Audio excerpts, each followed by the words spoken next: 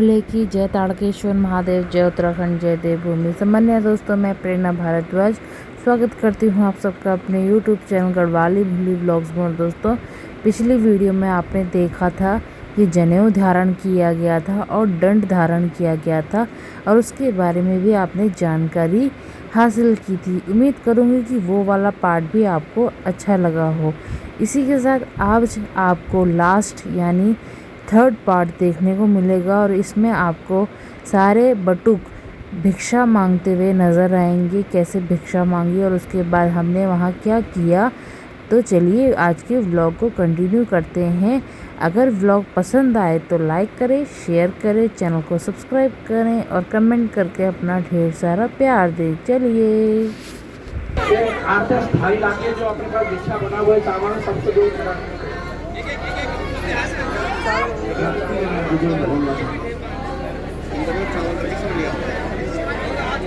यहाँ पर सारे बटुकों को पोटली दी गई है पीले रंग की।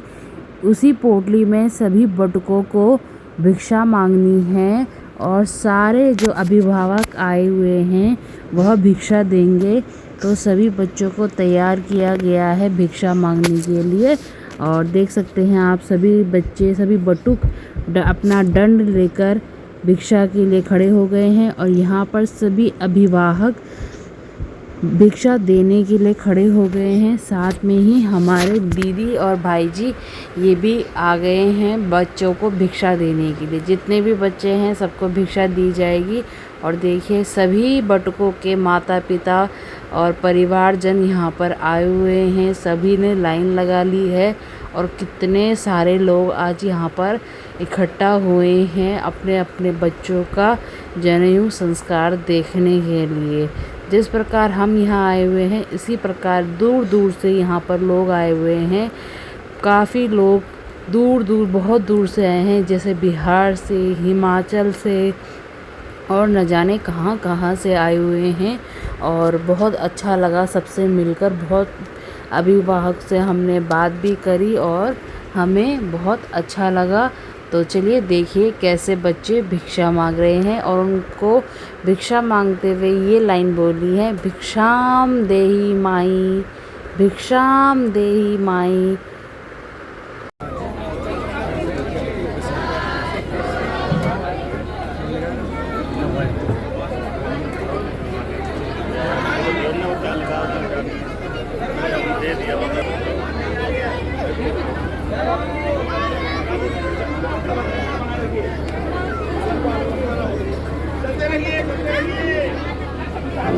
ऐसा है, भिक्षा जो अपने बालक को देंगे, जो घर से लेकर आए वो अपने बालक को देंगे और जो आश्रम से बना हुआ है जो चावल आने आगे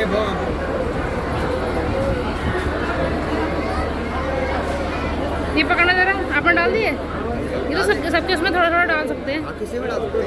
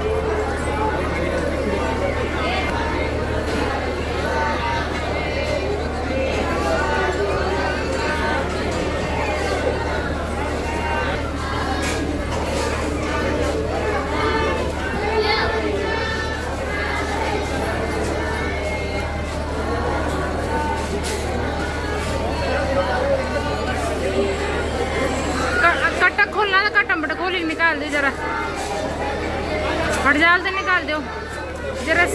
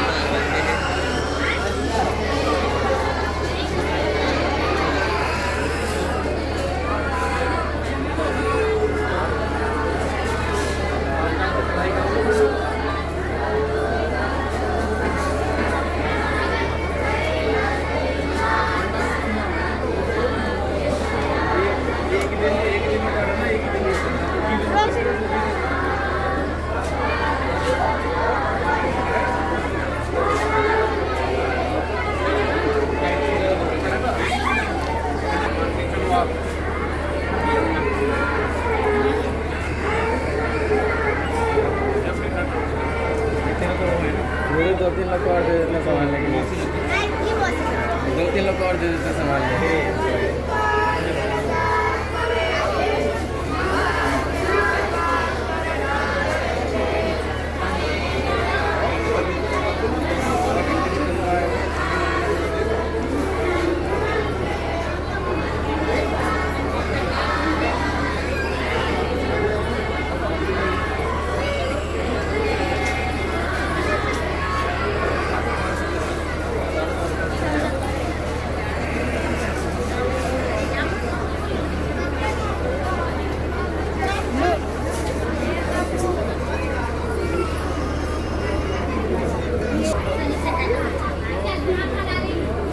जनेऊ धारण करने के बाद दंड धारण किया गया। दंड धारण करने के बाद भिक्षा मांगी गई।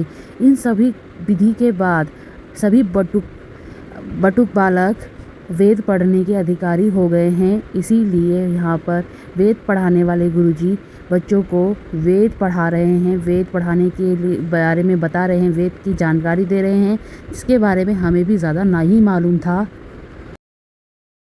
हम लोग अब भोजन के लिए जा रहे हैं भोजनालय में। यहाँ पर भोजन की व्यवस्था है।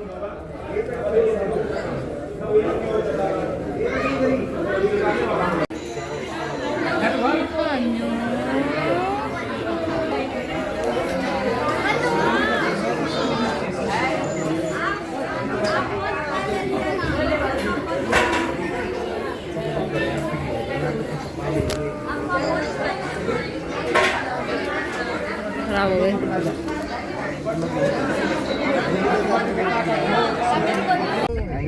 तो भाई दोपहर के बज गए हैं 3:30 और अब हम लोग निकल गए घर के लिए। सबकी बहुत ज़्यादा हालत ख़राब हो गई है, थक गए गर्मी से, पानी पी पी के थक गए हम लोग। पानी प्यास ही नहीं बुझ रही गर्मी बहुत ज़्यादा हो रही है और जिसके लिए हम आए थे वो बहुत अच्छे से हो गया है ना, मस्त आराम। कितना क्यूट लग रहा था क्यूट सा छोटा सा। अब हम तो अभी घर चलते हैं और आराम करते हैं। भाई दोस्तों, मेरे स्वामी जी का कुछ मन करे ना करे, सीएनजी भरवाने का मन ज़रूर कर जाता है। जहाँ सीएनजी दिखती है तुरंत गाड़ी रोक देते हैं, कहते हैं उतरो गाड़ी से। तो अभी ससुर जी, मामा जी और भाई जी उतर गए हैं और दीदी और मैं बैठे हुए गाड़ी में, क्योंकि हमें लग रही है गर्मी। हमने कहा जब हमारा नंबर आएगा हम तभी उतरेंगे। और बाकी लोग उतर गए हैं, सीएनजी भरवाएंगे, फिर घर जाकर चाय पियेंगे। पहले चाय से हम, गर्मी हो, सर्दी हो, बरसात हो, ठंड हो, कुछ भी हो, चाय नहीं छोड़ते। चाहे गर्मी लगेगी तो भी चाय पियेंगे, चाय से थकावट मिट जाएगी। उसके बाद दोनों बच्चों को सुला के अपना भी टन एसी चलाओ और सो जाओ। हाँ भाई, खाना हमने खा लिया। गुरुकुल में स्वादिष्ट भोजन था और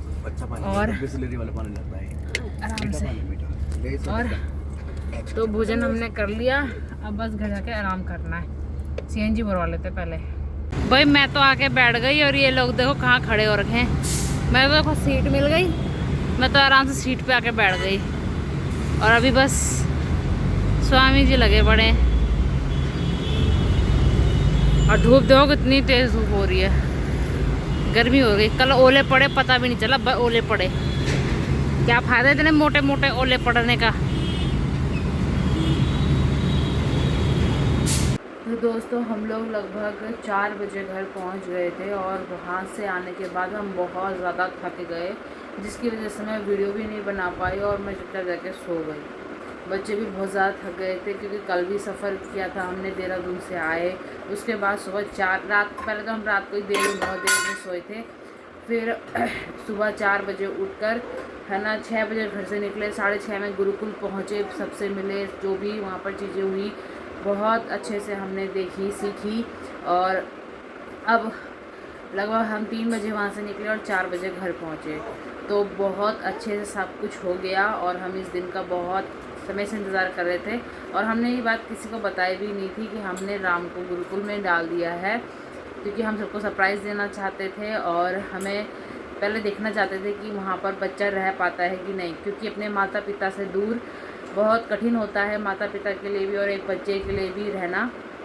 तो हमें बहुत अच्छा लगा कि राम ने बहुत अच्छे से अपने आप को वहाँ ढाल लिया। और जब हम लोग उससे मिले तो बहुत ज़्यादा भावुक हो गए थे, क्योंकि हमने पूरा 1 महीने बाद राम को मिले।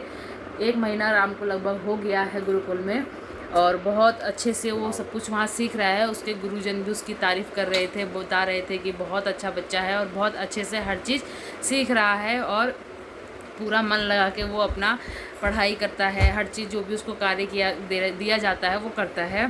तो ऐसे बच्चे की तारीफ़ सुनने को मिलती है तो बहुत अच्छा लगता है। और आप सबके मन में एक प्रश्न होगा कि राम को गुरुकुल में क्यों डाला गया, तो इसके पीछे भी कारण है, क्योंकि आजकल के जैसे शिक्षा हो गई है, आजकल का जैसे रूटीन हो गया है, आजकल का जैसे समय है, उस हिसाब से गुरुकुल बहुत ही अच्छे हैं। गुरुकुल जो है बहुत पुराने समय से है और बहुत हमारे मतलब ऋषि मुनि बहुत समय से मतलब बहुत पुराने समय से गुरुकुल चलते आ रहे हैं। और आज भी गुरुकुल का अगर कहा जाए तो नंबर 1 पे है सभी स्कूलों से। आप अपने बच्चे को कितने भी बड़े स्कूल में डाल लीजिए, कैसे भी चीज़ें सिखा लीजिए, जो गुरुकुल में सिखाया जाता है वो आप कहीं नहीं सिखा पाएंगे। बच्चों को वहाँ पर सुबह जल्दी उठाकर योगा करवाते हैं, बच्चों को संध्या करवाते हैं, पूजा पाठ करना सिखाते हैं और उन्हें उनका हर चीज़ का एक समय होता है, रूटीन बनाया हुआ होता है, उठने का, सोने का, खाने का और पढ़ाई का। और सबसे अच्छी चीज़ जो आज के समय है, टीवी मोबाइल से बच्चे वहाँ दूर रहते हैं। जैसे हम बच्चे घर पे रहते हैं तो टीवी मोबाइल में ही ज़्यादातर समय बिताते हैं। तो ये चीज़ बहुत अच्छी है कि वहाँ पर बच्चों के पास टीवी और मोबाइल दोनों नहीं रहेंगे और पूरा ध्यान उनका जो उनको करना है भविष्य में उस पर रहेगा। और इसी वजह से हम चाहते थे कि हमारे राम को बहुत अच्छी शिक्षा मिले और वो अपने भविष्य में बहुत अच्छा तरक्की करे, अपनी हर जिम्मेदारी को सीखे। क्योंकि बच्चे को हम घर में अपने हिसाब से ढालते हैं और बच्चे को ढंग से सीखने नहीं देते, ठीक है। बच्चे से कुछ भी चीज़ काम नहीं करवाते, अपना सोचते कि नहीं बच्चा है। वहाँ पर छोटे से बड़ा हर बच्चा बराबर होता है, सबको एक समान शिक्षा दी जाती है, एक समान ज्ञान व संस्कार दिए जाते हैं। और आप सभी को अच्छा लगा होगा ये जनेऊ संस्कार के सभी पार्ट्स अच्छे लगे होंगे। अगर आपने पहले और दूसरे पार्ट नहीं देखे हैं तो प्लीज़ जाके देखिए और कमेंट में ढेर सारा अपनी राय दीजिए कि कैसा आपको लगा। तो राम का जनेऊ संस्कार हो गया है और वो परमानेंटली अब गुरुकुल का निवासी हो गया है और अब 12वीं तक राम वहीं पढ़ाई करेगा और जल्दी जल्दी समय कट जाए और राम पढ़ाई करके अपने घर वापस लौट के आ जाए। और ना बीच बीच में हम राम से मिलने जाते रहेंगे तो आप सबको भी दिखाते रहेंगे, राम के बारे में बताते रहेंगे। और हमारे घर के नज़दीक में ही हैं तो हम मिल भी सकते हैं, पर ऐसे हमेशा मिलना पॉसिबल नहीं होता है, अलाउड नहीं होता है। जब छुट्टी होती है तभी मिले जाते हैं। मतलब जो हमारे हिंदू कैलेंडर में जो छुट्टियां होती हैं उसमें बच्चों की छुट्टी होती है, उसमें हम राम से मिलने जा सकते हैं और या फिर घर भी ला सकते हैं। तो देखते हैं अब कब मिलते हैं राम से। फिलहाल इस ब्लॉग को यहीं एंड करते हैं, मिलते हैं अगले ब्लॉग में।